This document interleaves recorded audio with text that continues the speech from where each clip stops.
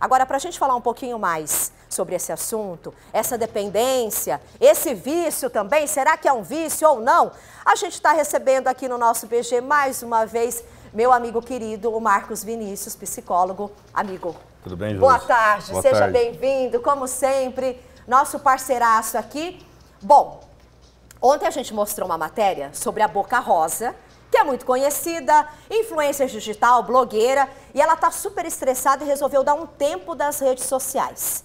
Você acredita que a gente está muito dependente, não falando dos famosos, mas pessoas normais, como nós, estamos muito dependentes hoje do celular, da rede social, do WhatsApp, até pela facilidade também?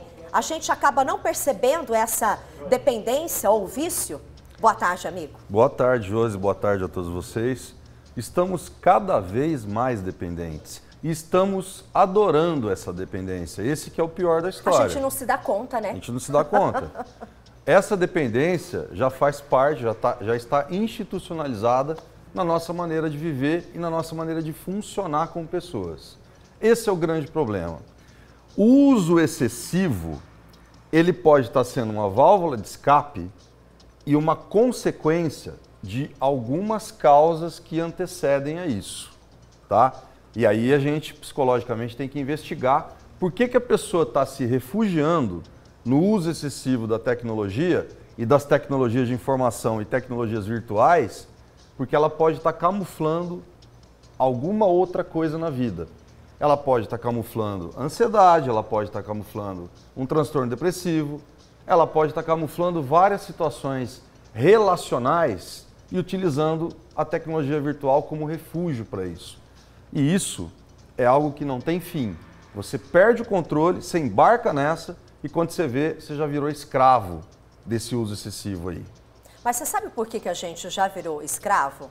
Vou falar isso aqui porque todo mundo vai concordar comigo. Você sai, você vai em qualquer barzinho, qualquer restaurante, você vai concordar comigo também. Total. Tá todo mundo sentado na mesa usando o celular. Não é verdade, gente? Todo mundo aqui no estúdio está comentando aqui que realmente é isso. Porque você sai com a sua família, você sai com a sua namorada, com o seu namorado, com o teu esposo, com a tua esposa. E aí vocês sentam os dois na mesa e aí não tem conversa, não tem diálogo. É o celular. A criança no celular, o filho no celular também, na roda de amigos também, todo mundo no celular. Eu acho que a que ponto chegamos, né? Eu tô comentando, mas eu também faço isso no meu meio, com os meus amigos. A gente procura, às vezes, deixar o telefone de lado e interagir na conversa, né? Com os meus amigos eu procuro fazer isso, mas muita gente não faz. Isso é um sinal de vício, de escravo já do celular, né? De não interagir, de não ter essa troca. Você sabe que assim, ao longo do tempo, a gente foi deixando de se habituar em coisas muito pessoais. Por exemplo, a escrita. Antigamente, a gente não digitava, a gente escrevia no papel. Sim. Hoje, muitas pessoas estão estranhando ter que escrever alguma coisa numa folha de papel, porque tudo virou digitação. Há pessoas que desaprenderam a escrever. Da mesma forma, a gente está desaprendendo a se relacionar pessoalmente para se relacionar virtualmente. Isso é um grande perigo. Para onde vão as relações humanas e pessoais e afetivas daqui para frente? Não tem como a gente fugir disso, vai ser uma tendência para o século XXI. O que a gente pode fazer é ter consciência do que a gente está fazendo com a gente e começar a desfixar do universo virtual. E começar a dividir esse universo virtual com outras atividades que sejam práticas na vida, que sejam pessoais. Mas eu pergunto para você também, será que as relações humanas não estão ficando desinteressantes e estão perdendo para as relações virtuais? Então, e no celular está mais interessante porque você tem uma amplitude lá, você vê a vida de todo mundo, você tem acesso a muito mais informação que talvez aqui no tete-a-tete. Exatamente. Então, assim, outra coisa, outra tendência também que acompanha essa questão da internet, algumas pessoas estão deixando relacionamentos pessoais para ter relacionamentos com pets. Então hoje você vê uma pessoa com 3 pets e nenhuma relação pessoal. O que é que significa isso? É um fenômeno dos novos tempos. A mesma coisa em relação à virtualidade. Então esse excesso todo que a gente está migrando para algumas instâncias é um caminho sem volta. não dá para a gente tentar, a curto prazo, tentar solucionar isso. Apenas uma outra revolução social pode causar uma mudança de comportamento na sociedade.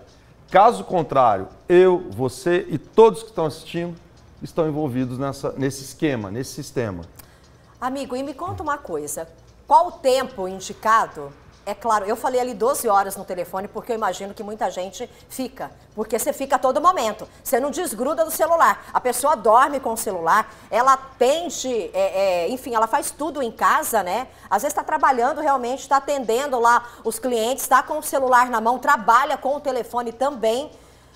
Até que ponto a gente pode usar o telefone aí no nosso dia a dia? Tem uma regra, tem um horário, é claro que muita gente não vai seguir, e também depois uma orientação para os pais, para os filhos, para não deixar a criançada ir muito no telefone também, principalmente os pequenininhos, né? Porque tem pequenininho que já está com o telefone na mão, jogando, assistindo lá desenho também. Tem um tempo para a gente ficar, nós adultos, para a gente ficar no celular? Digamos que metade dessas 12 horas, por exemplo, 6 horas. Quanto menos o possível, 6 horas. Porque vamos dizer que grande parte das horas a gente não está fazendo absolutamente nada ali. Não é nada de útil, você apenas está se refugiando. Você está vendo informações porque você deve estar meio que fugindo de outras atribuições para ficar, digamos assim, distraindo a sua cabeça ali.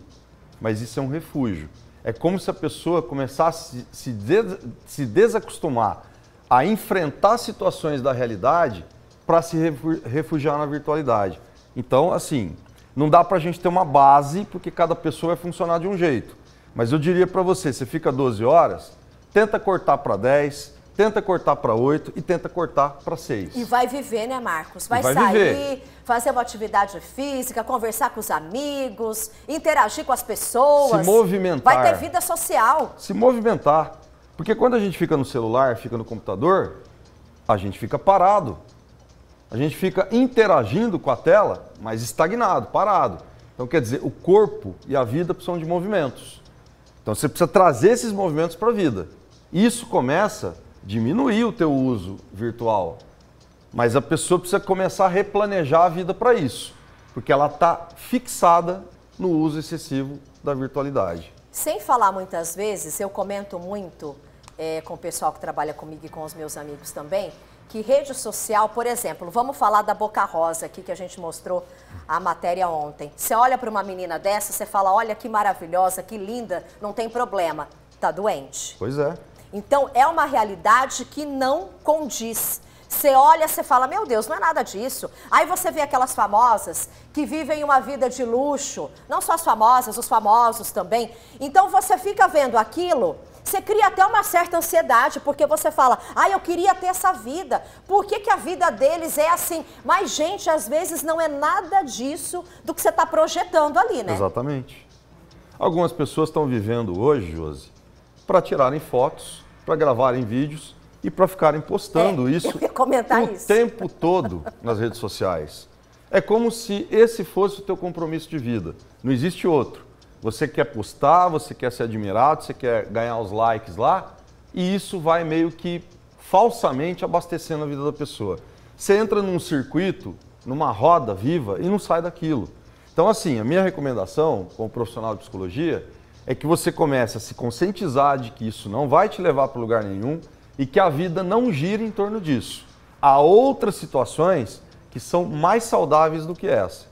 Então, se conscientizando, você começa a fazer uma revisão da tua maneira de lidar com isso para começar a migrar para situações que envolvam movimento. É importante dizer para o telespectador que vida é movimento, vida não é estática. E a tecnologia deixa a gente parado. Esse é o grande problema. Bom, e para a gente orientar os papais e as mamães que estão nos acompanhando agora nesse momento, então, porque já começa essa educação, essa orientação desde pequenininho em casa. Hoje em dia não dá para controlar, a criança já está com o celular na mão, o adolescente já está com o celular na mão. Como que a gente pode evitar, então, um problema futuro já fazendo esse controle em casa? O problema que eu vejo é que o pai não quer que o filho tenha acesso, mas o pai tem um acesso quase que constantemente. E aí fica ali, ele precisa dar exemplo. Ele precisa dar exemplo. Ele precisa mostrar também que ele tem o autocontrole para isso. Se ele quer que o filho não use, ele precisa dar o exemplo. Porque não adianta nada. Eu como pai, fico o dia inteiro na virtualidade, mas eu não quero que meu filho fique.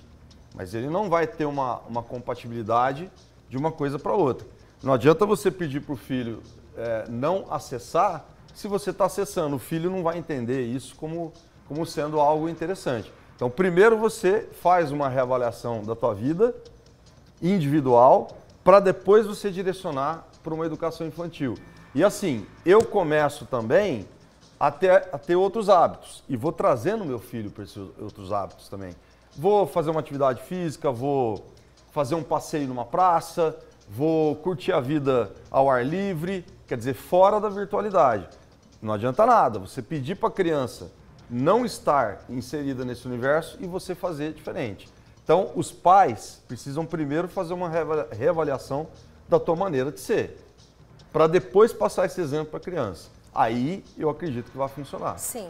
Marcos, e quem já sentiu que está passando por uma situação parecida com a da blogueira, que já está tendo essa crise de ansiedade, de pânico por conta de rede social, dá para buscar ajuda, dá para buscar um apoio psicológico? Sem dúvida. A pessoa tem que dar o primeiro passo para sair dessa, né? Sem dúvida.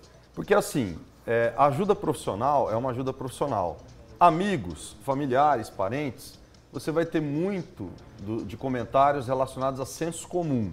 E isso muitas vezes não vai ajudar a aliviar, não vai ajudar a resolver a situação. Uma ajuda profissional vai direcionar a pessoa para que o funcionamento psicológico dela se altere diante do que está acontecendo.